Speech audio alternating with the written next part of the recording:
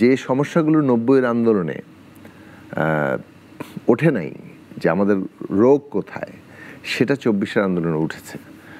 যে আমাদের রোগের উৎস হচ্ছে আমাদের ক্ষমতা কাঠামো। আমরা দেখতে পাচ্ছি যে ক্ষমতা ব্যবহার করে এখনও ধন সম্পদ আহরণ, টাকা পয়সা বানানো চলছে, এবং সেইটা রাজনীতিতে এসে সেই টাকা যুক্ত হচ্ছে। মব দিয়ে স্টেটকে যেভাবে মানে বো ডাউন করা হচ্ছে, মানে তাকে মাথা নত করানো হচ্ছে অথবা বাধ্য করানো হচ্ছে, সেইটা ফর্ম না, এইটা জনগণের কর্তৃত্বে আসা না, এটা মবের কর্তৃত্বে যাওয়া, এবং এই কর্তৃত্বের ফর্মগুলো যে কোনো গ্রুপের কাছেই চলে যেতে পারে। আমাদের এখনকার বিবেচনা হচ্ছে যে বিচার সংস্কার, নির্বাচন এবং বিশেষভাবে বিচার এবং সংস্কারের প্রশ্নটাকে একটা উল্লেখযোগ্য মাত্রায় সম্পন্ন করা, যেমন বিচারকে আরও দৃশ্যমান করার ব্যাপারে, আরও মানে ত্বরান্বিত করার ব্যাপারে যতটা সম্ভব সরকারকে মানে উদ্যোগ নেওয়ার জন্য আমরা বারবার বলে যাব। আমরা তো এরকম মল্লযুদ্ধের জায়গায় রেখে দিয়েছিলাম, মানে আমরা তো একটা ব্যবস্থা বিল্ড আপ করতে পারিনি যেখানে আমরা পরস্পর একই ব্যবস্থার অংশীদার হয়েও প্রতিদ্বন্দ্বিতা করতে পারবো। সেই জায়গাটা দীর্ঘ মানে চর্চার মধ্যে দিয়ে তৈরি হবে। ফলে একদিকে যেমন আমি নেতিবাচক মানে অনেক রকম বৈশিষ্ট্য দেখতে পাচ্ছি যেটার নিন্দা করছি অথবা পরিহার করার জন্য বলছি, আবার একদিকে আমি অতটা হতাশ না যে কোনো বক্তব্য হচ্ছে বলেই যে তাহলে তো আমরা সব কিছু হারিয়ে ফেলছি কিনা। গণতান্ত্রিক ব্যবস্থায় অনেক ধরনের বাদানুবাদ হবে। দর্শক, স্বাগত জানাচ্ছি বলা না বলা অনুষ্ঠানে। আমাদের অনুষ্ঠানে আজকের অতিথি গণসংহতি আন্দোলনের প্রধান সমন্বয়কারী, টেলিভিশনের অত্যন্ত জনপ্রিয় একটি মুখ। রাজনীতির আলোচনায় যদি বলি, আমরা যদি আমাদের রাজনীতি বিশ্লেষণে বলি, দীর্ঘ জীবনে যা রাজনীতির সেই পদচারণা, সেই 90-এর দশকের পর থেকে যদি বলি, মানে ধীরে ধীরে নিজেকে যেভাবে গুটিয়ে মানে ধীরে ধীরে নিজেকে বড় করে তুলেছেন, এবং এখন একজন পরিণত রাজনীতিবিদ জনাব জোনায়েদ সাকি। আপনাকে স্বাগত জানাচ্ছি বলা না বলা অনুষ্ঠানে। ধন্যবাদ আপনাকে আমাকে আমন্ত্রণ জানানোর জন্য। 90-এর পরবর্তী বাংলাদেশের অনেকগুলো চিত্র আপনি দেখেছেন। একটা 1/11 দেখেছেন, তার আগে 2001-এর নির্বাচন দেখেছেন, এরপর একটা আন্দোলন দেখেছেন, লগি বৈঠা আন্দোলনও এই দেশে হয়েছে। প্রত্যেকবারই আমরা মনে করি এবার শেষ, এবার একটা নতুন বাংলাদেশ হবে। তারপরে দীর্ঘ 15 বছর রাজপথে থেকে আন্দোলন করেছেন, সংগ্রাম করেছেন। 24-এর একটা অভূতপূর্ব গণ অভ্যুত্থান হলো, আবার নতুন করে স্বপ্ন দেখলেন, সবাই মিলে দেখালেন। বাঙালি মানে 20 কোটি মানুষকে একটা নতুন স্বপ্নের জায়গায় নিয়ে এসেছিলেন, সবাই আপনার আশার কথা বলেছেন। কেমন আছে আজকে সেই বাংলাদেশ? ধন্যবাদ আপনাকে, সবাইকে সালাম এবং শুভেচ্ছা জানাই। আসসালামু আলাইকুম। আমাদের রাজনৈতিক সংগ্রামের জায়গায় আমরা হয়তো যখন আশাবাদী হই তখন অনেক আমাদের সব আশা যে পূরণ হয় তা না, ফলে কিছুটা আমাদের আশাহীনতা ঘটে, যে আমরা মনে করি বোধহয় সব বোধহয় আবার সে আগের মতোই হয়ে গেল। কিন্তু কোনো কিছু ঠিক আগের মতো হয় না, এবং নিশ্চয়ই আমরা কিছু না কিছু অ্যাডভান্স করি। যদি এমনটা হয় যে আমরা কিছু গলদ রেখে যাচ্ছি, তখন সেই গলদগুলো আবার সামনে আসতে থাকে, সেটা বের করে আনে এবং তারপরে সমাধানের পথে যেতে হয়। মানে আপনি কোনো কিছু যাকে বলে চাপা দিয়ে কার্পেটের নিচে রেখে দীর্ঘকাল চলতে পারবেন না। তো আমাদের রাষ্ট্র ব্যবস্থার মধ্যে কতগুলো মানে বড় গলদ থেকে গেছে, যেটা এখানকার শাসন ব্যবস্থায় ন্যূনতম গণতান্ত্রিক একটা চর্চাকে ব্যাহত করেছে, বাধা দিয়েছে এবং স্বৈরাচারী হতে সাহায্য করেছে, ফ্যাসিস্ট হয়ে যেতে সাহায্য করেছে। এই যে জায়গাটা, ধরুন 90-এর আন্দোলনে কিন্তু আমরা আশাবাদী হয়েছিলাম। 90-এর আন্দোলনেই তো আমাদের রাজনীতির এক অর্থে মানে হাতে খড়ি। তো সেইটা আমরা আশাবাদী হয়েছি, আমরা ভেবেছিলাম যে একটা পরিবর্তন আসবে। কিন্তু দেখা গেল যে না, অনেক বড় বড় মানে সমস্যা রেখেই, অর্থাৎ স্বৈরাচারের পতন ঘটলো কিন্তু স্বৈরাচারী ব্যবস্থাটাকে হাতি দেওয়া হয়নি, যার ফলে একটা নির্বাচিত সরকার এসে স্বৈরাচারী ব্যবস্থার উপরে বসলেন এবং তার ফলে ওই অধঃপতনটা শুরু হলো এবং একেবারে নির্বাচন কেন্দ্রিক অধঃপতনই শুরু হলো, মানুষের ভোটের অধিকারটা কেড়ে নেওয়া হলো আবার। এখন এই যে আমরা সমস্যাটা সমাধান না করে সমাধান মানে ফলাফল চাইলাম যে আমরা ভালো কিছু হবে, যার ফলে ওইটা আমাদেরকে আবারও ভুগিয়েছে এবং আমরা সেই সমস্যার সমাধানের লক্ষ্য যতক্ষণ না পর্যন্ত তৈরি হয়েছে ততক্ষণ পর্যন্ত কিন্তু আমরা ওই সমাধানের দিকে যেতে পারছি না। 24-এর গণ অভ্যুত্থানের ওইটাই একটা অগ্রগতি, যে সমস্যাগুলো 90-এর আন্দোলনে ওঠে নাই, যে আমাদের রোগ কোথায়, সেটা 24-এর আন্দোলনে উঠেছে।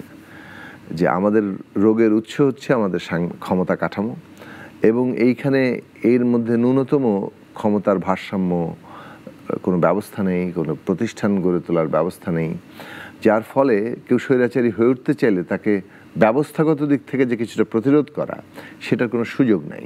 ফলে জনগণ ধীরে ধীরে এমন ক্ষমতাহীন হন, তারা মনে করেন যে এখানে আমার কোনো রোল নাই, আমি কি করতে পারি। যেমনটা শেখ হাসিনার শাসনে আমরা 15 বছরে দেখেছি যে কিভাবে মানুষ ক্ষমতাহীন হতে হতে হতে মানুষ মনে করেছে তার ভূমিকার জায়গা কিন্তু খুবই সীমিত।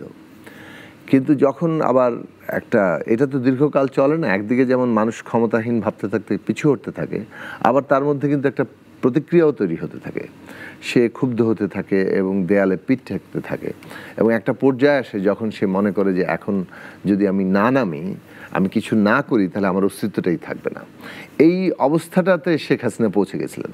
বিশেষভাবে আপনি 14, 15, 16 জুলাই থেকে যেভাবে জিনিসটাকে তারা নিয়ে গেলেন, ফলে 18 তারিখের হত্যাকাণ্ডের পরে আর মানুষের মাথায় আর কোনো জায়গা নেই। 16 তারিখে আবু সাঈদ তো আগুন জ্বালিয়েই দিল। 18 তারিখে যখন শেখ হাসিনার পুলিশ বাহিনী নির্মমভাবে প্রায় 100-র কাছাকাছি সারা দেশে ছাত্র শ্রমিক জনতাকে হত্যা করলো, তারপরে তো একটা বিরাট জনমানুষের এমন দেয়ালে পিঠ ঠেকার মতো জায়গা চলে এসছে। ফলে আন্দোলনটা তখন মানুষের হাতে চলে গেছে। আন্দোলনের আর কোনো নেতৃত্বের দরকার হয়নি, সাধারণ মানুষের হাতে চলে গেছে। এবং সাধারণ মানুষ যখন নেমে পড়ে তখন সেটাকে আর রোধ করার কোনো ক্ষমতা আসলে থাকে না।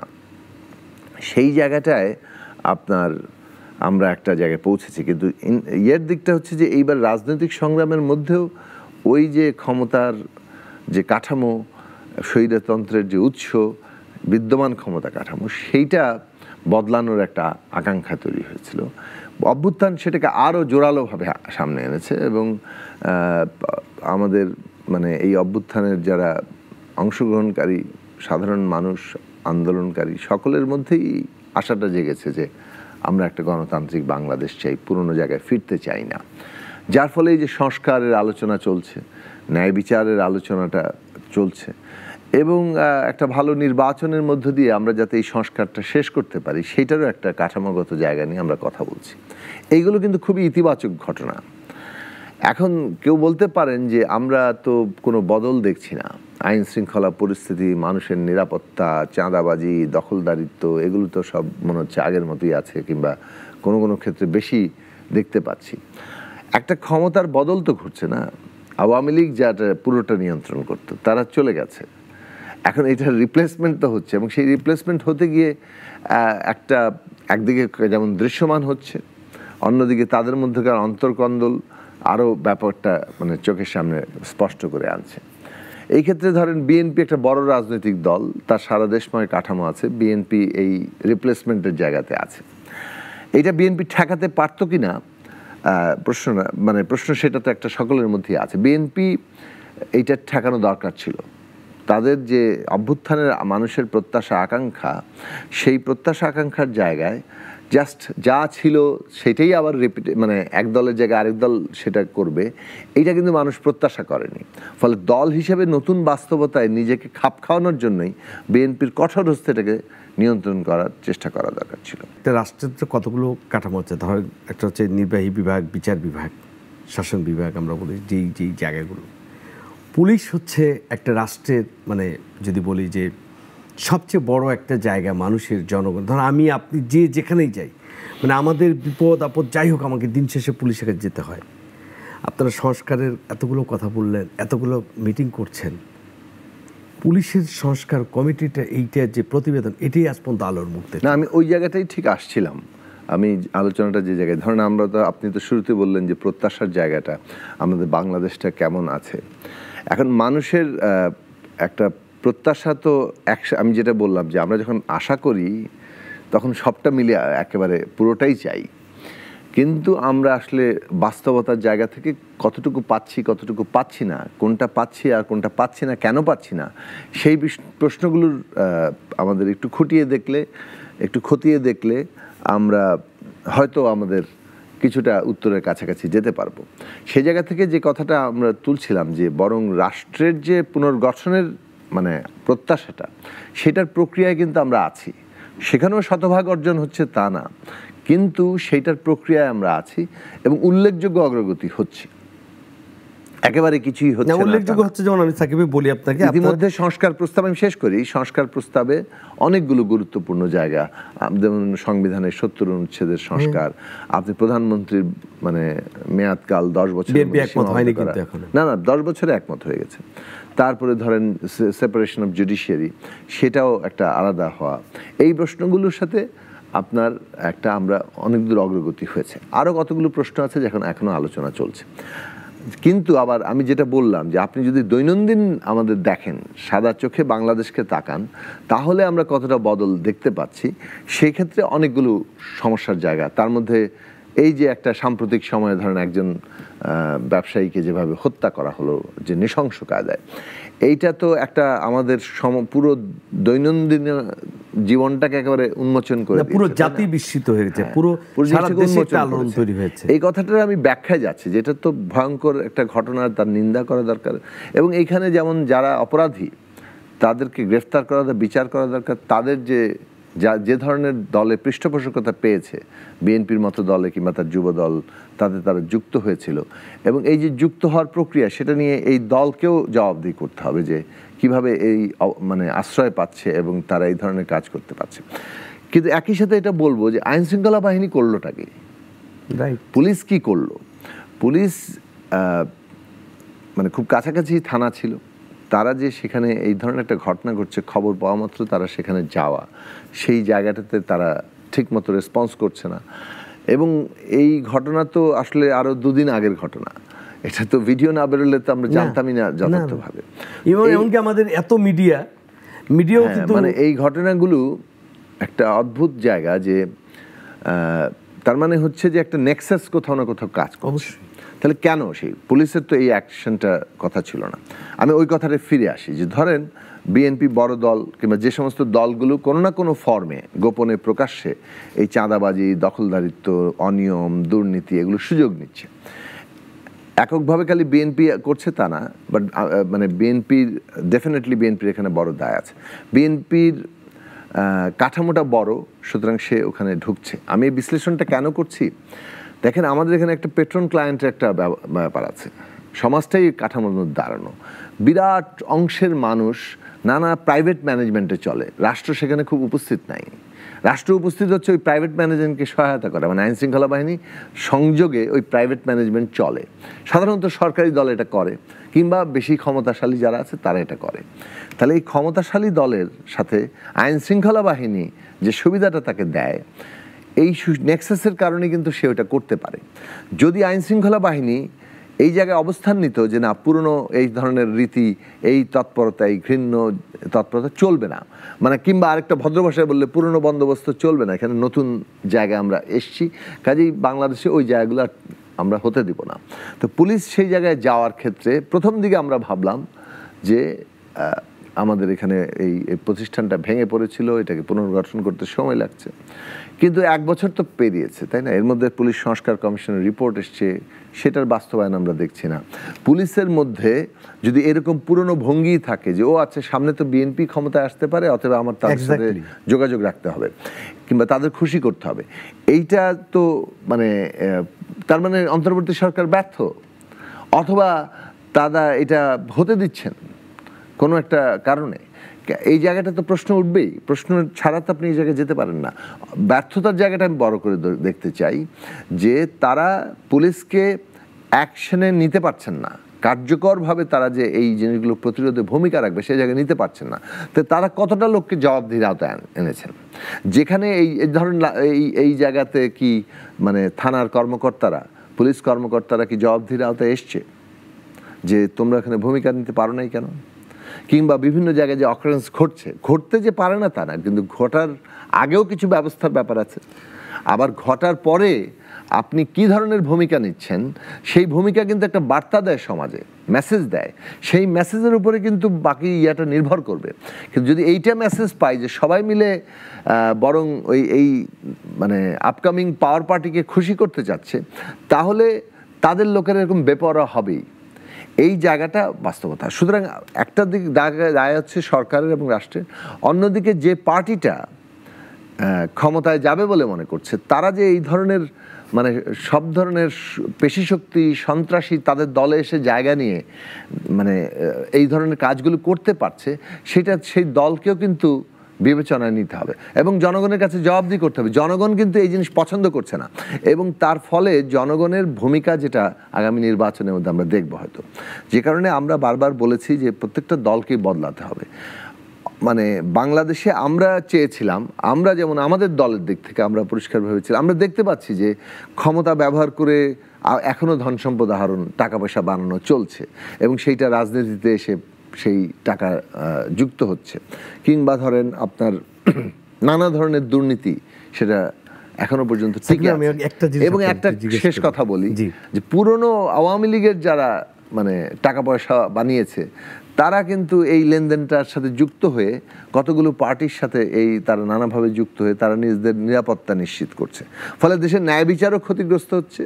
অন্যদিকে পুরনো যে কাঠামো টাকা পয়সার লেনদেনের মধ্য দিয়ে সমস্ত নিয়ম নীতিকে একপাশে ঠেলে দিয়ে একটা কায়েমি স্বার্থের রাজত্ব কায়েম করা, সেইটা টিকে থাকলো। এই জায়গাটাতে সরকারের যে ভূমিকা না, ধরেন আমরা কাঠামোগত পরিবর্তনগুলো করব, সংবিধান, বিচার ব্যবস্থা, পরবর্তী ইলেকশন, কিন্তু একটা সরকার যে সরকারটা নির্বাচন করতে যাবে নানান কায়েমি স্বার্থর নানা দিক ব্যালেন্স করতে হবে, এগুলো কোনো তার দায় নাই। ফলে সে যতটা মানে যাকে বলে যে দৃঢ় পদক্ষেপ নিতে পারত, সেটা তো আসলে মানে সেই কারণেই তো এরকম একটা অন্তর্বর্তী সরকারকে আমরা দায়িত্বের জায়গা নিয়েছি যে তারা অনেকগুলো কাজ একেবারে যাকে বলে যে জোরালোভাবে এবং দৃঢ়তার সাথে করবে, যাতে করে ওই কাজগুলো বরং দৃষ্টান্ত হিসেবে সামনে থাকে, পরবর্তী সরকারগুলো এই কাজটা মানে রাখতে এগিয়ে নিয়ে যেতে পারে। কিন্তু সেই ভূমিকা আমরা অন্তর্বর্তী সরকারকে দেখি। সাকিব ভাই, আপনি যথার্থই বলেছেন যে পুরনো বন্দোবস্ত থাকলে আসলে মানে আপনারা যেগুলো ভেঙে মানে পুরনো বন্দোবস্তকে নতুন করে সাজিয়ে যেই সমস্যা চিহ্নিত করে সেগুলো সমাধান করে শুরু করা, পরবর্তী সরকার এগুলো এগিয়ে নিয়ে যাওয়া। কিন্তু আপনাকে আমি বলি, পুলিশের কথা যেটা বললেন সরকারের ব্যর্থতা, পুলিশের 2-4 জনের সাথে কথা বলে আমরা গণমাধ্যম কর্মীরাও যেটুকু বুঝতে পেরেছি। আপনি একটা বলেন তো, দেশে এখন ডেভিল হান্ট চলছে, বন্ধ তো হয়নি। দেশের সর্বোচ্চ মানে ম্যাজিস্ট্রেসি পাওয়ার দেওয়া আছে আমাদের আইনশৃঙ্খলা বাহিনী, সেনাবাহিনীকে আমি যদি বলি। মানে আমরা এর আগে আরও কয়েকটা এরকম বিশেষ ইমার্জেন্সি বা তত্ত্বাবধায়ক সরকার দেখেছি, তখন এত এত আধুনিক প্রযুক্তি ছিল না। আমরা যদি জাস্টিস শাহাবুদ্দিন সাহেবের সরকারের কথা চিন্তা করি, হাবিবুর রহমান সাহেবের কথা চিন্তা করি, লতিফুর রহমান সাহেবের কথা চিন্তা, এমনকি মানে সেনা সমর্থিত ফখরুদ্দিন সরকার চিন্তা করি, মানুষ যারা অপরাধী ভয়ে একটা নজির স্থাপন করছে, রাস্তায় টাকার বস্তা রেখে, দামি দামি গাড়ি রেখে, গহনা পরা বাক্স ফেলে দিয়ে ট্রুথ কমিশনে কোটি কোটি টাকা জমা দিয়ে বাঁচার চেষ্টা করেছে, রাইট? আর যেখানে এত মানুষের ব্যাপক সমর্থনে একটি সরকার আসলেন, প্রফেসর ইউনূস সাহেব যিনি নোবেল লরিয়েট একজন, মানে সারা দুনিয়ায় যা খ্যাতি, আমাদের সরকারের অবস্থা তাদের কথা হচ্ছে যখন পুলিশ কঠিন অ্যাকশনে যায় তখন তার হাত পা বেঁধে দেওয়া হয়। যেমন ধানমন্ডিতে যখন মব হলো, যেই বাসাটার সামনে, সেইখানে যখন ধানমন্ডি থানার ওসি 3 জনকে তুলে নিয়ে আসলেন, ঢাকার পুলিশ কমিশনার তাকে অ্যাপ্রিসিয়েট করলেন এবং ধানমন্ডি থানার ওসিকে এই জন্য সম্মাননা জানালেন যে তুমি মবটা বন্ধ করতে পেরেছ। চিটাগাংয়ে কদিন আগে দেখা গেল এনসিপি বৈষম্য বিরোধী ছাত্র আন্দোলনের একজন নেতা একজনকে ধরে নিয়ে বলেছে সে ছাত্রলীগ করতো, তাকে মামলা নিতে হবে। পুলিশ বলেছে মামলা না থাকলে আমরা ধরতে পারবো না, আগে মামলা দায়ের করুন, মামলার পরে তদন্ত করবে, তারপরে তাকেই করবে। এইটা করা হয়নি বলে তাৎক্ষণিক ওসির বদলি চাওয়া হয়েছে, দেয়নি বলে 9 ঘন্টা ঢাকা কক্সবাজার হাইওয়ে রোড আপনি বন্ধ করে রাখলো এনসিপি, কোনো ব্যবস্থা নিতে পেরেছে। উল্টো শেষ পর্যন্ত তাদের এনসিপির কাছে হার মেনে পুলিশ কর্মকর্তাকে প্রত্যাহার করেছে। এরপরে পুলিশ অ্যাকশনে যেতে ভয় পায়, এটা আরেকটা ব্যাখ্যা আছে। এমন অনেক জায়গায় দেখা গেছে যে যেখানে পুলিশ শক্তিশালী অবস্থান নিতে চায়, যার বিরুদ্ধেই যায়, তখন তাকে আওয়ামী লীগ ট্যাগ দেওয়া হচ্ছে। পুলিশ তো মানে আপনি স্বাভাবিকভাবে তাকে শক্তিশালী করতে পারছেন না রাষ্ট্রের পক্ষ থেকে। পুলিশের যে স্বাধীন কমিশনটা হওয়ার কথা ছিল সেটাও যদি আলোর মুখ দেখতো, কারণ পুলিশ সরকারি চাকরি করে, আজকে যে সরকারের আদেশে পালন করবে, পরবর্তী সরকার যদি এসে বলে যে তুমি সঠিক আদেশ পালন করনি, তা পুলিশ যাবে কোথায়? আবার জনগণ পুলিশ ছাড়া চলতে পারবে না। আপনারা দেশের জন্য রাজনীতি করেন, মানুষের জন্য রাজনীতি করেন, মানুষের সেবার জন্য কথা বলেন, তাহলে এইটার সমাধানটা আসলে কি? বিষয়টা হচ্ছে আন্দোলন এবং মব অ্যাটাক, মানে এই দুটার মধ্যে পার্থক্য করতে হবে। আন্দোলন করা তো গণতন্ত্র। না, যখন এনসিপি বলে যে থানাকে মাটির সাথে মিশিয়ে দেওয়া হবে, হ্যাঁ, আন্দোলন করা তো একটা অধিকার। জি, ফলে এই গণতান্ত্রিক অধিকার সকলের জন্যই সমান থাকা উচিত। কিন্তু এনসিপি কিংবা যে কোনো দলই হোক, তারা যদি কোনো মানে মব আক্রমণকে উৎসাহিত করে এবং নিজেদের স্বার্থ মানতে হবে, না হলে সে সমস্ত কিছু অচল করে দিবে, এই জায়গাটা করে, সেখানে সরকারকে তো ভূমিকা নিতে হবে। এখন সরকারের মুশকিল হয়ে যাচ্ছে যে সরকার এই ক্ষেত্রে কঠোর ভূমিকা কিংবা জোরালো ভূমিকার জায়গায় আসেনি। এনসিপি তো পরবর্তীকালে দল হয়েছে, কিন্তু এনসিপি যারা করেছে তারা সরকারের মধ্যে গিয়েছিল ছাত্র আন্দোলনের প্রতিনিধি হিসাবে। ফলে মোটামুটিভাবে এখনও ছাত্র আন্দোলনের দুজন প্রতিনিধি আছে। এখন এটা ধরে নেওয়া যায় যে একটা সম্পর্ক তাদের মধ্যে আছে, এবং এই সম্পর্কটা একটা প্রভাবও আমরা এই ক্ষেত্রেগুলো দেখতে পাচ্ছি। ফলে বাংলাদেশে যে ভূমিকাটায় অন্তর্বর্তী সরকার যেতে পারতো সেই জায়গাটায় যাওয়া হয়নি। এই কথাটা কিন্তু আমরা প্রথম থেকে মানে বিরোধিতা করে আসছিলাম, সমালোচনা করে আসছিলাম। প্রথমত আপনারা যদি ছাত্র আন্দোলনের প্রতিনিধি হিসেবে ওখানে যান, তাহলে তো ছাত্র আন্দোলনেই থাকতে হবে। কিন্তু যদি রাজনৈতিক দল করার সিদ্ধান্ত নেন, তাহলে সরকার থেকে বেরিয়ে গিয়ে রাজনৈতিক দল করেন। সরকারও আছি, রাজনৈতিক দলও করছি, এটার মধ্যে দিয়ে এই প্রবলেমগুলো তৈরি হয়েছে। আবার ধরেন এই যে মানে বৈষম্য বিরোধী ছাত্র আন্দোলনের নামে কার্যত আসলে কতগুলো স্বার্থসিদ্ধির জন্য এই ধরনের কাজগুলো করা, এগুলোর ক্ষেত্রে একটা প্রশ্রয় অথবা তার কাছে হার মানা, এইটা সরকারের দিক থেকে একটা উইকনেস হিসেবে হাজির হয়েছে অনেকগুলো ক্ষেত্রে বলবো। আন্দোলন প্রশ্নে আমি আবারও পার্থক্য করে রাখছি। আপনার সুনির্দিষ্ট দাবি দেওয়া আছে, আপনার পেশাগত দাবি বলেন, আপনার জায়গা বলেন, এগুলো অনেকগুলো আন্দোলন হয়েছে। সেই আন্দোলন নিয়ে প্রধান উপদেষ্টার বাড়ির সামনেই যাক আর মন্ত্রণালয়ের সামনেই যাক, সেটাই তো যাবে, সরকারের কাছেই তো মানুষ দাবি করবে। সেখানে যদি কেউ একেবারেই অরাজকতা তৈরি করতে চায়, তো সেটা ডেফিনেটলি আইন শৃঙ্খলা বাহিনী দেখবে। কিন্তু সাধারণভাবে গণতান্ত্রিক আন্দোলন করার অধিকার আর কতগুলো মব আক্রমণ করা অত্যন্ত সংকীর্ণ স্বার্থে কিংবা নিজেদের জবরদস্তি কায়েম করার জন্য একটা জায়গা করা। একজন ব্যক্তির আমি বিচার চাইতে পারি, তার জন্য আমি সমাবেশ করতে পারি, কিন্তু আমি তার বাড়িতে ঢুকে তাকে জুতার মালা পরিয়ে দিতে পারি না। এটা যদি করা হয় তাহলে সেইটার পরিণতিটাও বিবেচনায় রাখতে হবে। মানে আমরা সমাজের মধ্যে যে ধরনের মানে ব্যবস্থা চালু করব, সেই ব্যবস্থাগুলো কিন্তু নানাভাবেই আবার একটা প্রতিষ্ঠা পায়। ফলে এটা তো শক্তির জোরে এখন হচ্ছে, শক্তি উল্টে গেলে আবার সেই একই জিনিসই ঘটবে। ফলে আমরা নতুন কোনো ব্যবস্থা প্রতিষ্ঠা, নিয়মের প্রতিষ্ঠার জায়গায় যেতে পারছি না। এখন কেউ কেউ এগুলোকে জাস্টিফাই করেন, এমন না যে মানে মবকেও মনে করেন জনগণের ক্ষমতার প্রয়োগ হচ্ছে।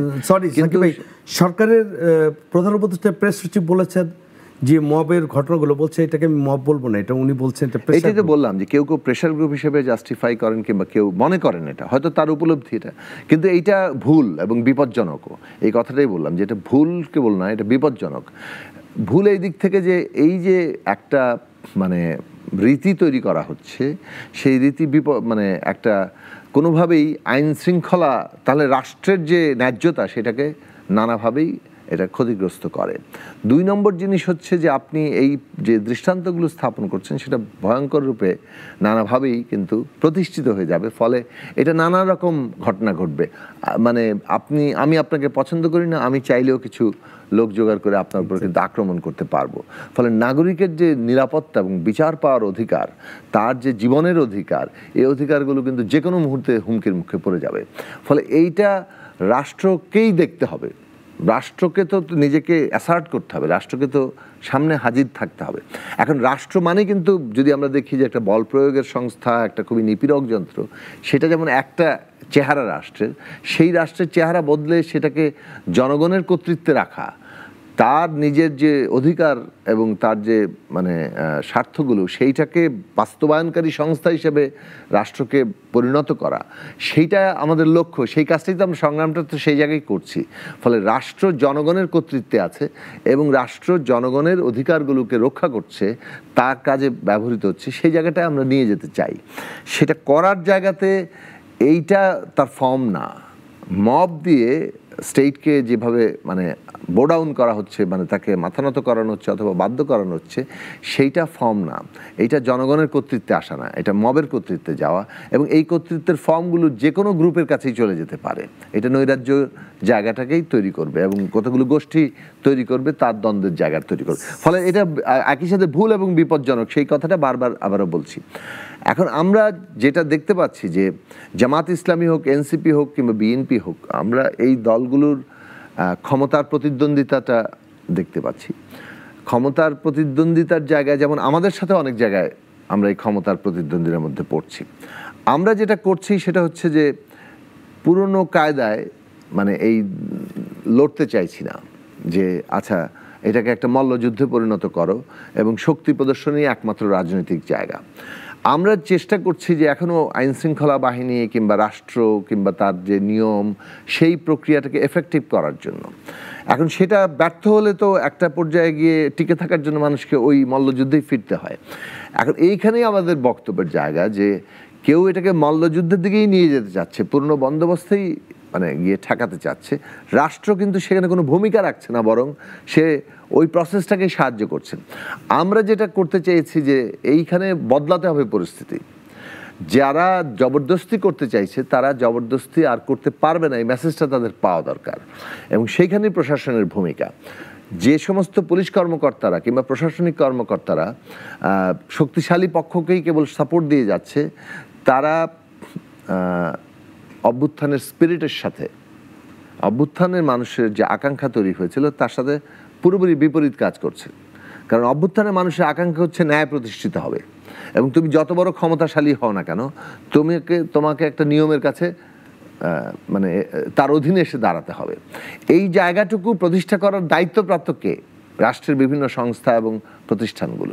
তারা কিন্তু এই ভূমিকাটার জায়গায় যাচ্ছে না এবং অভ্যুত্থানের সরকার সেটা করছে না। তার কতগুলো নিজস্ব মানে হয় তারা এটা করতে অক্ষম হচ্ছে অথবা তারা তাদের কোনো না কোনো পক্ষপাত দেখাচ্ছে। আমি আপনাকে প্রশ্ন করলাম এই কারণে সাকিব ভাই, আপনি কি যথার্থ বলছেন, আপনার সাথে সরকারের এই বিভিন্ন উপদেষ্টার বা ধরেন এই সরকার যখন গঠন হয় সেটা তো যারা আপনার অংশী, যেমন আমি বলছি যাদের পরামর্শে রাজনৈতিক দলগুলোর মানে যাদের পরামর্শে এই সরকারটা ইন্টারিম সরকার গঠিত হয়, তার মধ্যে আপনি সেদিন ছিলেন বঙ্গভবনে।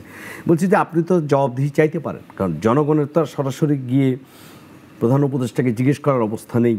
মানে আপনাদের উপর একটা আস্থা আছে, আপনাদের মাধ্যমে হয়তো আপনারা জনগণের কথাগুলো তাদেরকে বলতে পারেন। বিভিন্ন সময় তারা ডাকে আপনাদেরকে, তিনি কথা বলেন। কিন্তু সেই জায়গায় কি আপনারা এই প্রশ্নগুলো নিশ্চয়ই করছেন আপনি, কিন্তু সাকিব ভাই সেইটা থেকে আপনি কি সন্তুষ্ট, বা আপনারা যে উত্তরটা পান, বা আপনারা কি মনে করেন যে কোনো একদিন তো জনগণের কাছে আপনাদেরকে জবাবদিহি করতে হবে? কারণ জনগণ তো আসলে এই যে আমাদের ছাত্রনেতাদের, এনসিপি তরুণ ছাত্রনেতাদের, আপনাদের বিএনপি জামাতের সকলের কথাই তো, সাধারণ মানুষ যদি না ঘর থেকে না নেমে আসতো তাহলে তো শেখ হাসিনা সরকারের পতন হতো না। তাহলে এই যে মানুষ যে ধরেন আপনার কথায় 5 জন এসেছে, কারো কথায় 10 জন এসেছে, তাদের কাছে তো আপনাদেরও একটা জবাবদিহি আছে। না, নিশ্চয়ই। দেখুন, আমরা তো এই সরকারকে সমর্থন দিয়েছি, সমর্থন তো আমরা এখনও অব্যাহত রেখেছি এবং আমরা চাই যে এই সরকার বড় দাগে সফল হোক। সবগুলো প্রশ্নে হয়তো সফল শেষ পর্যন্ত নাও হতে পারে, কিন্তু এই যে তাদের মেজর যে দায়িত্ব বিচার, সংস্কার, নির্বাচন, এইটাতে সফল হোক। এবং এই জায়গাতেও আমরা আমাদের দিক থেকে যতটা পারা যায় পরামর্শ দেওয়ার চেষ্টা করছি। কিছু কিছু হয়তো এখানে আমরা প্রতিফলনও দেখেছি, যার ফলে অন্তত বিচার, সংস্কার এবং নির্বাচনের প্রক্রিয়ায় আমরা একটা ব্রড রোড ম্যাপে আছি। কিন্তু দৈনন্দিন রাষ্ট্র পরিচালনা, মানুষের নিরাপত্তা, আমাদের আহত নিহতদের মর্যাদা, চিকিৎসা, তাদের দায়িত্ব নেওয়া, অর্থনৈতিক অনেকগুলো প্রশ্ন, বিশেষভাবে এই যে আইন শৃঙ্খলা এবং মব, এই প্রশ্নগুলোতে আমরা যেসব পরামর্শ দিতে চাই সেই সব ক্ষেত্রে মানে সরকার খুব যে আমাদের কথা শুনছেন কিংবা সবসময় পরামর্শ চাইছেন সেই দাবি আমরা করতে পারবো না। আমরা অনেকগুলো কথা বলছি, তারা তাদের ব্যর্থতা কোনো কোনো ক্ষেত্রে স্বীকার করেন, কখনো কখনো তারা তাদের এই যে তারা করতে চাইছেন কিন্তু হচ্ছে না, নানা ধরনের প্রাতিষ্ঠানিক প্রতিবন্ধকতার কথা তারা বলেন। কিন্তু এই সব জায়গাতেই আমরা বারবার বলেছি যে আপনাদের পেছনে বিরাট জনগণের শক্তি আছে, জনপ্রত্যাশার শক্তি আছে, সেই ক্ষমতাটাই তো আপনারা প্রয়োগ করবেন, জনগণের ক্ষমতাটাকেই আপনারা প্রয়োগ করবেন, কারণ জনগণ সেটা আশা করে যে এইখানে একটা ন্যায় প্রতিষ্ঠা হবে। সেটা করার ক্ষেত্রে দুর্বলতা প্রদর্শন মানে কোনোভাবেই জনগণ আসলে গ্রহণ করবে না, এবং এটা নিয়ে একটা ইতিহাসে একটা বাজে একটা অধ্যায় তৈরি হবে যদি এই সরকার অন্তত ফেল করে এই দৈনন্দিন জীবনে। না, এটা তো ব্যর্থ হওয়ার কোনো সুযোগ নেই, কিন্তু ব্যাপারটা হচ্ছে যে এই যে দৈনন্দিন ঘটনাগুলোকে আরো দ্রুত নিয়ন্ত্রণে আনার জন্য চেষ্টা করতে হবে। এটা আবার ওই যে তিনটা বড় জিনিস, বিচার, সংস্কার, নির্বাচন, তার জন্য কিন্তু জরুরি। এইরকম পরিবেশ তো নির্বাচনের জন্য কোনো উপযোগী পরিবেশ না। এবার আমি একটু বিচার সংস্কার এবং নির্বাচনের বিষয়ে আসি। আপনি বলছিলেন যে ভাল লাগছিল যে ঐক্যমত্য সংস্কার, ঐক্যমত্য কমিশনে আপনারা রেগুলার 2-3 দফা বসলেন, রাজনৈতিক দলগুলোর অনেকটা কাছাকাছি এসেছেন, কিন্তু এখন তো মানে আমরা একটা খুব অবাক হচ্ছে। প্রথম হচ্ছে নির্বাচনটা কবে হবে এটা নিয়ে এক ধরনের বড় ধরনের টানাপোড়েন বিএনপির সাথে দেখলাম। রাজনীতির ভাষাটা যেন কিভাবে বদলে গেল, যমুনারে যমুনা আমরা কিন্তু ছাড়বো না, যমুনারে যমুনা আমরা কিন্তু হারি না। হ্যাঁ, ইশাকের বিষয়টা নিয়ে আপনি চিন্তা করেন, এবং বলা হলে এখানে সমাবেশ করা নিষেধ আইনগতভাবে। আবার আপনি যখন, আমি আবারও বলছি যেহেতু উদাহরণ দিতে হয়, এনসিপি যখন রোদের মধ্যে ঠিক যমুনার সামনেই বৈঠক করছে, সমাবেশ করছে আওয়ামী লীগের কার্যক্রম নিষিদ্ধের জন্য যে কোনো দাবিতে হোক, তখন আপনি গরমের মধ্যে তাকে ঠান্ডা পানি ছিটিয়ে তাকে এক ধরনের সাপোর্ট দিচ্ছেন। আপনারা বলছেন অনেকগুলো বিষয় কাছাকাছি এসেছে, কিন্তু আমরা বিএনপির যে সর্বশেষ অবস্থানটা দেখলাম, আপনি বলেছেন আজকে আমরা আশ্বস্ত হলাম যে না, 2 মেয়াদের জন্য তারা একমত হয়েছে, কিন্তু তারা, আমি যতটুকু জানি যে এ বিষয়ে আপনি যতটা জোরালোভাবে বললেন ততটা মনে হয় বিএনপি থেকে 2 মেয়াদের পরে একটা গ্যাপ দিয়ে আবার হতে পারবে না, ওই আলোচনা শেষ হয়ে গেছে। আচ্ছা, এটা শেষ হয়েছে। আপনি এবার আসি যে এখন নতুন একটা আলোচনা উঠেছে আনুপাতিক হারে ভোট, যেটা এনসিপি, জামাত, ইসলামী আন্দোলন এবং অন্যান্য দলগুলো, বেশ কিছু দল, এমনকি আমি দেখলাম যে হঠাৎ করে আমাদের নুরু যে সাবেক ভিপি ঢাকা ইউনিভার্সিটি ছিলেন, তিনিও ঢাকা বিশ্ববিদ্যালয়ের, তিনিও এখন আনুপাতিক হারে ভোটের জন্য জোরসোর কথা বলছেন। এবং এই জায়গায় আমরা এনসিপির ছাত্রনেতাদের বিভিন্ন উত্তরাঞ্চল থেকে তারা জুলাই পদযাত্রা করছেন, ব্যাপক ভালো সমাগম হচ্ছে, এটা একটা তরুণদের প্রতি মানুষের একটা ভালোই। কিন্তু সেইখানে তাদের বক্তব্যের যে ভাষা, সেটাতে আমরা দেখছি যে তারা পরিষ্কার বলছে আনুপাতিক ভোট ছাড়া কোনোভাবেই তারা আনুপাতিক ছাড়া ভোট হবে না। আবার সংস্কার এবং বিচার পরিপূর্ণ জুলাই সনদ জুলাই মাসের মধ্যে ঘোষণা হওয়ার কথা, না হলে 3 আগস্ট তারা ঘোষণা করে দিবে। অন্যদিকে এমনকি সংবিধানের মূলনীতিতে এই জুলাই সনদকে সংযুক্ত করার বিষয়ে জোরালো দাবি হয়েছে, কিন্তু বিএনপি বলেছে এটা কোনোভাবেই এটা ঠিক হবে না। আপনি কি মনে করেন এগুলো আসলে সব মানে সমাধান হয়ে যাবে এই 3 তারিখের মধ্যে? প্রথমত জুলাই একটা ঘোষণাপত্র আর জুলাই সনদ কিংবা জাতীয় সনদ দুটো আলাদা জিনিস। জুলাই ঘোষণাপত্র হচ্ছে যে এই অভ্যুত্থানের যে প্রেক্ষাপট এবং অভ্যুত্থানের যে প্রত্যাশা, সেটাকে একটা রাজনৈতিকভাবে একটা আর্টিকুলেট করা, সেটা একটা ঘোষণা, একটা দলিল তৈরি করা, সেটা কাজ চলেছে। আগেও প্রস্তাবনা দেওয়া হয়েছে, দেখা যাক সেটা কোন জায়গায় দাঁড়ায়। আর জুলাই কিংবা জাতীয় সনদটা হচ্ছে যে আগামী দিনে যে সমস্ত সংস্কারগুলো হবে, বিশেষভাবে সংবিধান সংস্কারের প্রশ্নে, সেই সব জায়গাগুলো নিয়ে আমাদের আলাপ আলোচনা যেটা হচ্ছে রাজনৈতিক দলগুলোর মধ্যে এবং বিভিন্ন স্টেক হোল্ডারদের মধ্যে, সেখান থেকে একটা কোন জায়গায় আমরা ন্যূনতম ঐকমত্যে পৌঁছাই। যেগুলো আমরা ঐকমত্যে পৌঁছাবো সেটা হবে জাতীয় সনদ, আর যেগুলো ঐকমত্যে হবে না সেই সব বিষয় নিয়ে মীমাংসা কিভাবে হবে সেটা নিয়ে জনগণ মীমাংসা করবেন। সেটা নিয়ে রাজনৈতিক দলগুলো 2 ভাবে যেতে পারে। একটা হচ্ছে নির্বাচনে যেতে পারে, কেউ নির্বাচনে গিয়ে তাদের যে ম্যানিফেস্টো, সেই ম্যানিফেস্টোতে তারা বলবেন, জনগণ যে দলকে বিজয়ী করবেন তারা সেটা বাস্তবায়ন করবেন। একটা হচ্ছে যেটা ঐকমত্য জাতীয় সনদ, সেটা তো সব দল যেই ক্ষমতায় যাক সেই বাস্তবায়ন করবে। আর যেগুলো বিষয়ে ঐকমত্য হলো না, ধরুন সাংবিধানিক পদে নিয়োগের কথা, যেটা আমরা বারবার জোর দিচ্ছি, কিংবা অনেকে আমরা আপার হাউসে পিআরের কথা বলছি, কেউ কেউ লোয়ার হাউসে পিআরের বিষয়ে তুলছেন। তো লোয়ার হাউসে কিংবা নিম্নকক্ষে যে সংখ্যানুপাতিক পদ্ধতি, সেটা কিন্তু ঐকমত্য কমিশনের কোনো প্রস্তাব না, ফলে এটা একটা ঐক্যবদ্ধ জায়গায় আলোচনা হচ্ছে না। ওইটা কয়েকটি রাজনৈতিক দলের দাবি আছে এই মুহূর্তে। এখন ধরেন রাজনৈতিক দলগুলোই দাবি তুলে যদি তারা নির্বাচনে যায় যে আমরা মানে পিআর পদ্ধতি চাই, জনগণ যদি তাদের ভোট দেয় তাহলে তখন তো সে পাশ করবেন, ভবিষ্যতের নির্বাচন পিআরে হবে। এটা একটা পদ্ধতি। আরেকটা পদ্ধতি হচ্ছে আপনি আবারও অভ্যুত্থান করার লাইনে গেলেন। তাও তো বলছে যার প্রয়োজন কেউ যদি সে আন্দোলন গড়ে তোলার জায়গায় যায় সেটাও তো তাদের অধিকার, যেতে পারে। কিন্তু প্রশ্নটা হচ্ছে যে আমরা এখন বাংলাদেশের যে বাস্তবতায় আছি সেটাতে আমাদের যা ঐকমত্য অবস্থা সেইটাতে একটা ন্যূনতম ঐকমত্যের ভিত্তিতেই কিন্তু একটা ধাপ অতিক্রম করতে হবে। এটা ঠিক আমি আন্দোলন করলাম, আন্দোলন করে মানে আপনাকে আমি জবরদস্তি করে বুঝাতে চাইবো কিংবা রাজি করতে যাব, সেটা হবে না।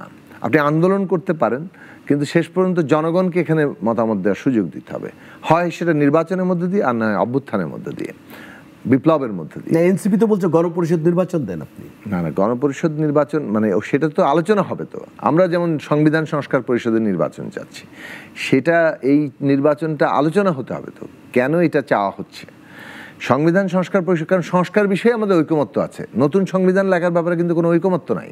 নতুন সংবিধান কোনো দলের দাবি হতে পারে। এইটার যদি রাজনীতিতে এই ন্যূনতম যৌক্তিক জায়গাটা যদি আপনি প্রতিষ্ঠা না করেন, এখন যারা দলীয় প্রচারণা করছে সেটা রাজনৈতিক তো মাইলেজ নেওয়ার সবাই চেষ্টা করবে। আপনি আপনার রাজনৈতিক লাইন নিয়ে কাজ করবেন না। তো তাদের রাজনৈতিক লাইন হচ্ছে গণপরিষদের নির্বাচন, নতুন সংবিধান করা নির্বাচন। বাংলাদেশের জনগণ যদি মনে করে নতুন সংবিধান করতে হবে তাহলে তাদেরকে বিজয়ী করবে। বাংলাদেশের জনগণ যদি মনে না করে যে এই মুহূর্তে নতুন সংবিধান দরকার নেই, আমরা সংস্কার করলেই যথেষ্ট, তাহলে তারা সংস্কারের প্রশ্নকে সন্তুষ্ট থাকবে এবং তাদেরকেই তারা সমর্থন করবে। এই জায়গাগুলো কিন্তু পার্থক্যর জায়গাটা থাকবেই। এবং যেটা আপনারা দেখছেন রাজনৈতিকভাবে বিভিন্ন দলের যে বক্তব্য কিংবা অবস্থান কিংবা প্রচারণা, এটা তো এই যার যার পলিটিক্যাল মাইলেজ নেওয়ার চেষ্টা, মানে শুধু রাজনৈতিক জনমত তৈরির চেষ্টা। এই জনমত তৈরির কাজটা হবে, কিন্তু যদি কেউ মনে করেন যে না আমি এটা না করলে যাবে না, কিন্তু নির্বাচন তার জন্য হবে না, এইটা কিন্তু আসলে যথার্থ নয়। এই সরকার নির্বাচনের একটা প্রক্রিয়ার দিকে এগোবে, সেই নির্বাচনের পরিবেশটা যথার্থ হতে হবে এবং সেই নির্বাচনে যাতে সবার রাজনৈতিক চিন্তা নিয়ে জনগণের কাছে যেতে পারে, জনমত সংগঠিত করতে পারে এবং মানুষ যথার্থভাবে ভোট দিতে পারে, সেটা নিশ্চিত করার অবশ্যই করতে হবে। ওই ক্ষেত্রে কেউ প্রশ্ন তুললে তখন তার প্রশ্ন যৌক্তিক জায়গায় যাবে। কিন্তু আমার অমুক দাবি না মানলে আমি নির্বাচন করব না, এইটা কিন্তু কোনো রাজনৈতিক অবস্থান কেউ নাই করতে পারে। কিন্তু যেটা কথা আসছে জামাত ইসলামের, এটা রাজনৈতিক অবস্থান হতে পারে না। মানে কেউ অবস্থান নিতে পারে কিন্তু তার জন্য নির্বাচন বয়কট করতে পারে, কিন্তু সেটার জন্য নির্বাচন বন্ধ থাকতে পারে না। আচ্ছা, সেক্ষেত্রে একটু আপনাকে ছোট করে জিজ্ঞেস করি যে সাকিব ভাই, জামাত ইসলামীর আমির তিনি কুমিল্লায় বলেছেন যে একটা নির্বাচন হতে হবে, খুব সুষ্ঠু নির্বাচন হতে হবে। দেশের একটা শহরের নিরাপত্তা এখনও পুলিশ নিয়ে আসতে পারে নাই, পুলিশের তো একটা বড় ভূমিকা থাকতে হবে। যেটা পাটগ্রামে হলো, বিশেষ করে উনি লালমনিরহাটের কথা বলেছেন যে পাটগ্রামে হামলা করা হবে, থানায় হামলা করা হবে বলে আরেকটি পার্শ্ববর্তী থানাকে ঘেরাও করে রেখে ওই থানাকে হামলা করা হয়েছে। এবং তিনি বলছেন যে এইভাবে তো কিসের নির্বাচন এই সময়। তো এই যে আলামতটি, এবং আপনি খেয়াল করবেন যে একটার পর একটা ঘটনা ঘটছে। প্রথমে মনে হচ্ছিল বিচ্ছিন্ন ঘটনা, কিন্তু এখন কতগুলো জায়গা, আগে ঢাকা শহরে ছিল, এখন ঢাকার বাইরের প্রত্যন্ত অঞ্চলও ছড়িয়ে যাচ্ছে। হ্যাঁ, তা আতঙ্ক কাজ করছে। ঠিক আছে, আপনার পয়েন্ট বুঝতে পেরেছি। প্রথম কথা হচ্ছে যে এই যে পরিবেশের প্রশ্নটা, কিন্তু আমি আগেই বললাম যে নির্বাচনের পরিবেশ ঠিক করতে হবে। মানুষ, রাজনৈতিক দলগুলো কিংবা যে কোনো নাগরিক যিনি স্বতন্ত্র কাজ করতে চাইবেন, প্রত্যেককে তার বক্তব্য জনগণের কাছে প্রচার করার তার যে স্বাভাবিক মুক্ত পরিবেশ সেটা থাকতে হবে এবং জনগণ যাকে পছন্দ করেন তার পক্ষ নেওয়ার মতো তার স্বাধীনতা এবং মুক্ত পরিবেশ থাকতে হবে এবং সে যাতে ভোটটা দিতে পারে, সে ভোট যাতে কাউন্ট হয় এবং তার ভিত্তিতে ফলাফল হয়, এই জায়গাটা নিশ্চিত হতে হবে। এখানে যদি কেউ প্রশ্ন করেন তার নির্বাচন, মানে সেক্ষেত্রে কিন্তু পুরো নির্বাচন ব্যবস্থা প্রশ্নবিদ্ধ হয়। ফলে সেইটা এই সরকারের কর্তব্য। কোথাও যদি তার ব্যত্যয় ঘটে, ফেইলিয়ার ঘটে, মানে রাষ্ট্রের তো মানে প্রতিষ্ঠান আছে, সেই প্রতিষ্ঠান যাতে সর্বাত্মকভাবে কাজ করে সেখানে এই ধরনের যে কোনো ধরনের অধিকার হরণকারী মানে তৎপরতা সেটা যাতে দমন করা যায়, মানে সেটাকে নিয়ন্ত্রণ করা যায়, সেটার চেষ্টা করতে হবে। এটা 1 নম্বর বিষয়। 2 নম্বর বিষয় হচ্ছে যে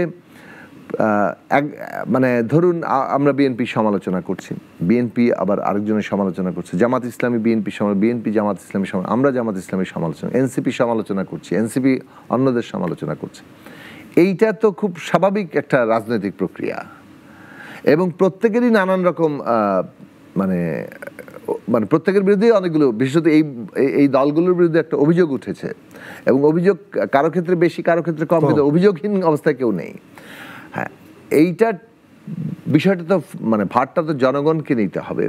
তবে যে কথাটা আপনি শুরুতে বলেছিলেন যে এনসিপির ক্ষেত্রে একটা জায়গা হচ্ছে যে, যেমন একজন উপদেষ্টা সরকারি দল বলে ফেলছেন, এটা হয়তো তার স্লিপ, কিন্তু ব্যাপারটার মধ্যে হচ্ছে কি যে সরকারি দল না বললেও তারা যে সরকারে আছে এটা তো বাস্তব সত্য।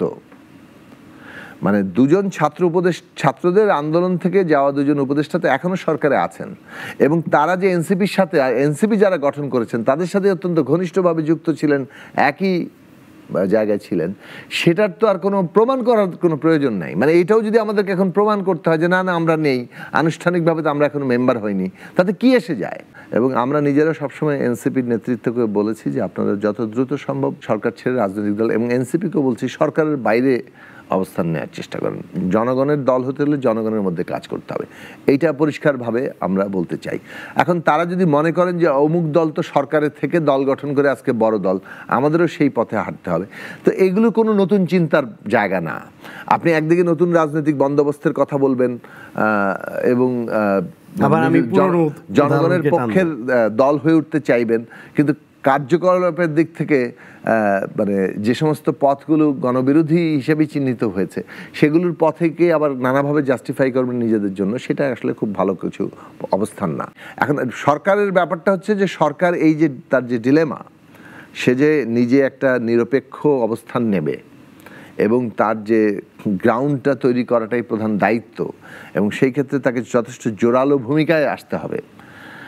এই ঢিলে ঢালা ভূমিকা, হ্যাঁ, এই দৃঢ়তার অভাব, কিংবা কোথাও কোথাও গিয়ে মানে তার নানাভাবেই মনে হচ্ছে যে এরা তো অভ্যুত্থানের শক্তি, এরা তো আন্দোলন করেছে, কাজেই তাদের যে কোনো দাবি মানতে হবে, এইটা সব ক্ষেত্রে কিন্তু গ্রহণযোগ্য নয়।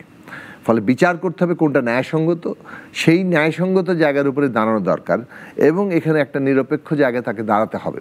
সেটা যদি দাঁড়াতে না পারেন তাহলে তারা আসলে এই বড় আয়োজনটাতে যেতে পারবেন না। আর কবে? সময় তো বেশি নেই, নিরপেক্ষ অবস্থায় দাঁড়ানোর সময় খুব বেশি ব্যাপার না। ব্যাপারটা হচ্ছে যে ফেব্রুয়ারিতে যদি নির্বাচন করেন পুরো 6 মাস সময়। আপনি কি আশাবাদী ফেব্রুয়ারিতে হবে? নির্বাচন তো হতেই হবে, নির্বাচন না হওয়াটা তো দেশের জন্য বিপজ্জনক হবে। অবশ্যই আমরা মনে করি, আমরা বিশ্বাস রাখতে চাই যে ফেব্রুয়ারিতে মানে হচ্ছে, যেহেতু আমরা বলেছি যে এপ্রিলের যে সময়টা ইতিমধ্যে মাননীয় প্রধান উপদেষ্টা তিনি ঘোষণা করেছেন, সেই সময়টা উপযুক্ত সময় আমাদের বিবেচনায় নয়, কেননা ওখানে তার আগেই রোজা, ঈদ, তারপরে হচ্ছে পরীক্ষা, তারপরে আবহাওয়া, সমস্ত দিকগুলো বিবেচনায় রেখে বলতে হবে যে ওইটা উপযুক্ত সময় নয়, যে কারণে আমরা তখনই বলেছিলাম যে আলোচনার সুযোগ রাখা উচিত। পরবর্তীকালে তো মাননীয় প্রধান উপদেষ্টা লন্ডনে যখন বিএনপির অ্যাক্টিং চেয়ারপারসনের সাথে বৈঠকে করেছিলেন, সেইখানে তো তিনি ইঙ্গিত দিয়েছেন যে এটা ফেব্রুয়ারি আগে আসতে পারে। তো আমরা যদি ওইটাকে ধরে নেই এবং তার সর্বশেষ তার পক্ষে তার প্রেস সেক্রেটারি যেটা বলেছেন যে ডিসেম্বরের মধ্যে নির্বাচনের প্রস্তুতি নেওয়ার জন্য তারা সবাইকে বলেছেন, তো এই প্রক্রিয়ার উপরে আমরা আস্থা রাখতে চাই এবং আমরা এখনো মনে করি যে যদি এখন থেকেই জোরালো ভূমিকা নেওয়া হয় পুরো আইন শৃঙ্খলা বাহিনী, প্রশাসন, যে তাদেরকে একটা নিরপেক্ষ জায়গায় আসতে হবে। এবং আশা করি 5ই আগস্টের পরে ছাত্র উপদেষ্টারাও মানে তারা রাজনীতিতে তারা নিশ্চয়ই মানে যাবেন এবং সরকার একটা আরো এমন একটা জায়গায় আসতে পারবে যেখানে তারা নিরপেক্ষ এবং একটা পরিবেশ সৃষ্টিতে ভূমিকা রাখতে পারবে। এটা বাংলাদেশের জাতীয় স্বার্থের সাথে এখন গভীরভাবে যুক্ত। এর যে কোনো রকম ল্যাপস মানেই হচ্ছে আমরা আমাদের জাতীয় স্বার্থকে ক্ষতিগ্রস্ত করছি। আমরা একদম শেষের দিকে আমি ছোট ছোট করে দুটো প্রশ্ন আপনার কাছে করতে চাই। আপনার কথা থেকে আমার মনে হলো একটা আগ্রহ। একটা হচ্ছে আপনাকে নিয়ে যে নির্বাচনের আগে ধরেন অনেকগুলো পার্টি অ্যালায়েন্স হবে বোঝা যাচ্ছে, আপনার তো একটা স্বৈরাচার বিরোধী আন্দোলনের প্ল্যাটফর্মে একই সাথে বিএনপি আপনারা এবং আরও অনেকগুলো দল, আপনারা সমমনা দল একসাথে আন্দোলন করেছেন পৃথক পৃথক প্ল্যাটফর্ম থেকে, কিন্তু একই একটা উদ্দেশ্য নিয়ে। নির্বাচনে কি আপনার বিএনপির সাথে অ্যালায়েন্স করার কোনো সম্ভাবনা আছে কিনা, বা আপনার নাকি আপনার একবারে স্বতন্ত্র আপনাদের দলের যে বৈশিষ্ট্য সেটা না, নিয়ে? আমরা তো আমাদের দল এবং গণতন্ত্র মঞ্চ এটা নিয়ে আমরা এখন কাজ করছি। আমরা তো বিএনপির সাথে যুগপৎ আন্দোলন করেছিলাম জি। এবং সংস্কার প্রশ্নে এখন আমরা মানে আমাদের যে আন্দোলনের ধারাবাহিকতা সেটা অন্যদের সহ আমরা একটা জায়গায় যাতে আমরা পৌঁছাতে পারি সেই চেষ্টা আমরা অব্যাহত রেখেছি। ফলে এটা মানে নির্বাচন সংক্রান্ত যে কোনো ধরনের বিষয় নির্ভর করবে রাজনৈতিক প্রক্রিয়াটা সামনের দিকে কোথায় এগোচ্ছে তার উপরে। আমাদের পূর্ববর্তী আন্দোলনের কোনো কিছু কাঠামো তো এখনও বহাল আছে, আবার সামনের পরিস্থিতিগুলো কি দাঁড়ায় সব কিছু মিলিয়ে আমরা নির্বাচনী কৌশল নির্ধারণ করব। আমাদের এখনকার বিবেচনা হচ্ছে যে বিচার সংস্কার, নির্বাচন এবং বিশেষভাবে বিচার এবং সংস্কারের প্রশ্নটাকে একটা উল্লেখযোগ্য মাত্রায় সম্পন্ন করা, যেমন বিচারকে আরও দৃশ্যমান করার ব্যাপারে, আরও মানে ত্বরান্বিত করার ব্যাপারে যতটা সম্ভব সরকারকে মানে উদ্যোগ নেওয়ার জন্য আমরা বারবার বলে যাব। অন্যদিকে হচ্ছে যে সংস্কারের ক্ষেত্রে 5ই আগস্টের মধ্যে একটা ন্যূনতম জাতীয় ঐকমত্য যে যতটুকু হবে সেইটা আমরা সর্বোচ্চ চেষ্টা করে যাচ্ছি যাতে ম্যাক্সিমাম পসিবল অ্যাচিভমেন্ট আমাদের হয়, আমরা সর্বোচ্চ বেশি ঐকমত্য হতে পারি। তারপরে যেসব প্রশ্নগুলো মানে দ্বিমত থেকে যাবে সেগুলোকে আমরা কিভাবে ডিল করছি নেক্সট মানে সামনের রাজনৈতিক প্রক্রিয়ায়, তার উপরে নির্বাচনী কৌশল অনেকটা নির্ভর করবে। আমি একদম সর্বশেষ যে প্রশ্নটা আপনাকে করতে চাই, যে আপনি বললেন যে 5 আগস্টের মধ্যে আমাদের যে বিষয়গুলো আমরা ঐক্যমত হবে আর যেগুলো হবে না সেগুলো আমরা কীভাবে ডিল করব, এই যে ধরেন আপনার নতুন চিন্তাভাবনা, নতুন বন্দোবস্ত বা পুরনো এই মল্লযুদ্ধর মানে জোর পেশি শক্তি দিয়ে যে রাজনীতি করার জায়গা থেকে আপনি বেরিয়ে আসতে চাচ্ছেন, খুবই ভালো কথা।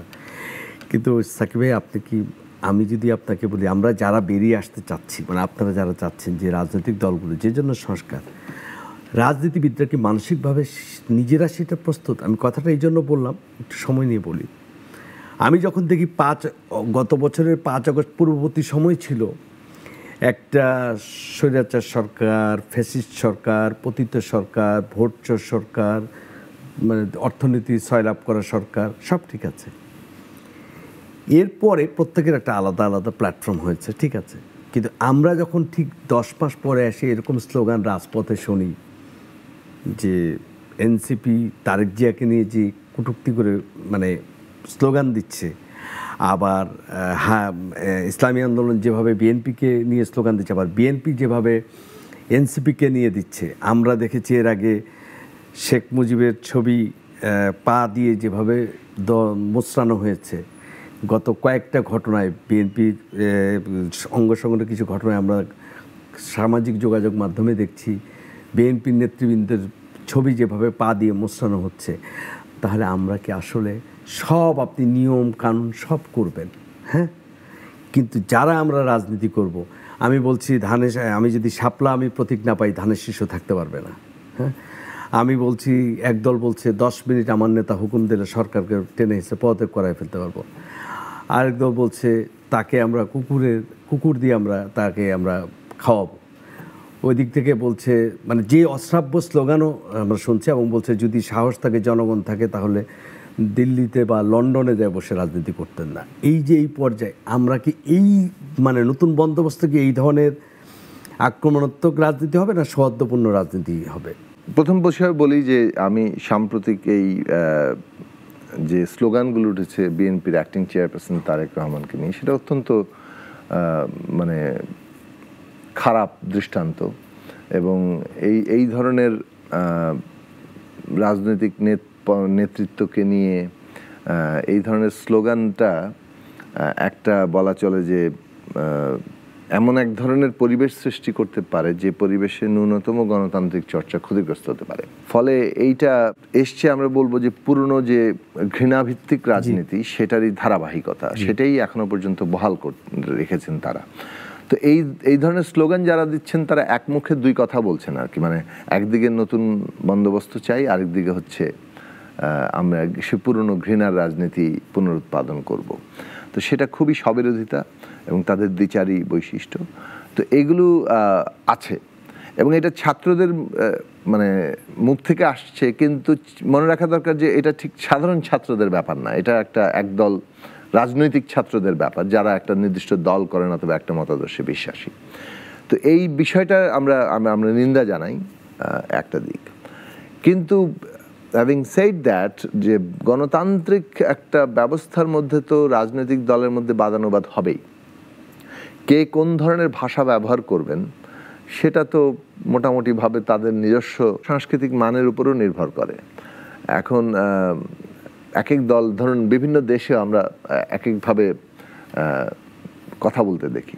যুক্তরাষ্ট্রের নির্বাচনে যখন হয়েছিল, আপনি খেয়াল করে দেখেন এর আগের বারে ডোনাল্ড ট্রাম্প প্রথমবার প্রেসিডেন্ট হলেন, দ্বিতীয় দফা নির্বাচনের সময় যখন জো বাইডেনের সাথে ডোনাল্ড ট্রাম্পের নির্বাচন, সেখানে সাবেক যুক্তরাষ্ট্রের প্রেসিডেন্ট বারাক ওবামা তিনি বারবার কিন্তু ডিসেন্সির কথা বলছিলেন, মানে জো বাইডেনের পক্ষে কথা বলতে গিয়ে ডিসেন্সির কথাটা তিনি তুলছিলেন। ফলে যুক্তরাষ্ট্রের মতো জায়গাতেও কিন্তু এখন ডিসেন্সি একটা বড় প্রশ্ন হয়ে দাঁড়িয়েছে।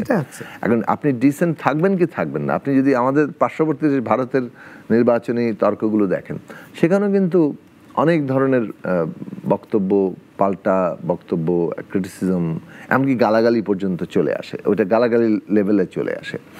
তো সেই জায়গাতে এটা হয়তো একটা পর্যায় পর্যন্ত যাবে, কিন্তু এইটা আমরা মনে করি যে রাজনৈতিক বাদানুবাদে এইটা এমন একটা সাংস্কৃতিক মান আমাদের রক্ষা করা দরকার যেটা পলিটিক্যাল ডিবেট হবে। আমি যদি ব্যক্তিকে এসে ব্যাপকভাবে মানে নাম ধরতে থাকি এবং নামাতে থাকি, তাহলে এটা রাজনৈতিক বিরোধিতা এমন একটা জায়গায় পর্যবসিত হবে যেখানে আসলে আমরা আর ওই গণতান্ত্রিক একটা একই ব্যবস্থার অংশীদার এটা আর থাকবে না, এটা মল্লযুদ্ধে পরিণত হবে। তো সেইটা সীমাটা নির্ধারণ করাটা একটা চর্চার ব্যাপার, দীর্ঘদিনের মধ্যে দিয়ে চর্চার মধ্যে দিয়ে তৈরি হয়। এখন সেই জায়গায় আমরা তো এরকম মল্লযুদ্ধের জায়গায় রেখে দিয়েছিলাম, মানে আমরা তো একটা ব্যবস্থা বিল্ড আপ করতে পারিনি যেখানে আমরা পরস্পর একই ব্যবস্থার অংশীদার হয়েও প্রতিদ্বন্দ্বিতা করতে পারবো। সেই জায়গাটা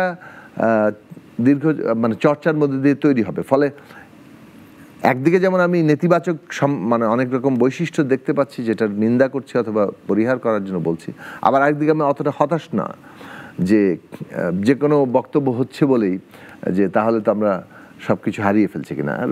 গণতান্ত্রিক ব্যবস্থায় অনেক ধরনের বাদানুবাদ হবে।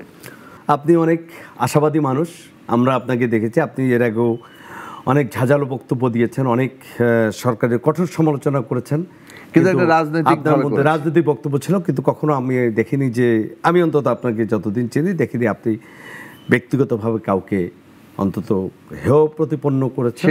এটাই আমাদের কাছে প্রত্যাশা, এবং আমরা মনে করি আমাদের নতুন প্রজন্ম এবং আমাদের পুরনো প্রজন্ম সকলেই একটা জায়গায় ঐক্যমত্যের যে অংশীদার সেই জায়গায় আসবে। আর জুনায়েদ সাকিব ভাই, আজকে আর এরই সাথে আপনার এই আশাবাদের সাথে আমরা শেষ করছি আমাদের বলা না বলা অনুষ্ঠান। আপনি যদি দর্শকদের উদ্দেশ্যে কিছু বলতে চান। না, আপনাকে অনেক ধন্যবাদ আমাকে আমন্ত্রণ জানানোর জন্য। আর আমরা যেটা বলি যে ওইটাই, মানে রাজনৈতিক লড়াই আমরা করব, কিন্তু ব্যক্তিগতভাবে তো আমি আপনার শত্রু নই। আমার যদি আপনি রাজনৈতিক প্রতিপক্ষ হন, তাহলে এটা একটা রাজনৈতিক লড়াই, একটা চিন্তা এবং মানে একটা দৃষ্টিভঙ্গির লড়াই, কিংবা আমরা কোন স্বার্থকে প্রতিনিধিত্ব করছি জনগণের বিভিন্ন অংশের, সেই জায়গা থেকে আমরা লড়াইটা আসছে। ফলে এই প্রতিপক্ষ হওয়া এইটা ঠিক মানে একেবারেই মানে যেভাবে ব্যক্তি পর্যায়ে নামিয়ে নিয়ে আসা, কোন পর্যন্ত আসলে এটা রাজনীতির সীমা আর কোনটা আসলে আমরা করবো না, সেই জায়গাটা নীতিগত জায়গা থেকে ঠিক করা দরকার প্রত্যেকটি অংশকেই, রাজনীতিতে যারা আছেন। সেটা যদি আমরা করতে পারি তাহলে নিশ্চয়ই আমাদের রাজনৈতিক চর্চা আরো ভালো জায়গায় যাবে, মানুষও আপনাদের প্রতি আরো এক ধরনের নির্ভরশীল থাকবে এবং শ্রদ্ধার জায়গাটা আপনাদের আরো বড় হবে, আপনাদের প্রতি শ্রদ্ধাটা বেড়ে যাবে। আমরাও আশা করি আমাদের রাজনীতিবিদরা সেটা মনে রাখবে এবং আমাদের রাজনীতির চর্চাটা আরো সেদিকে ইতিবাচক রাজনীতির দিকেই যাবে। দর্শক, আর এরই সাথে আজকে শেষ করছি বলা না বলা অনুষ্ঠান। দেখা হবে, কথা হবে আগামী কোনো এক অনুষ্ঠানে নতুন অতিথির সাথে। ততদিন ভালো থাকুন, সুস্থ থাকুন।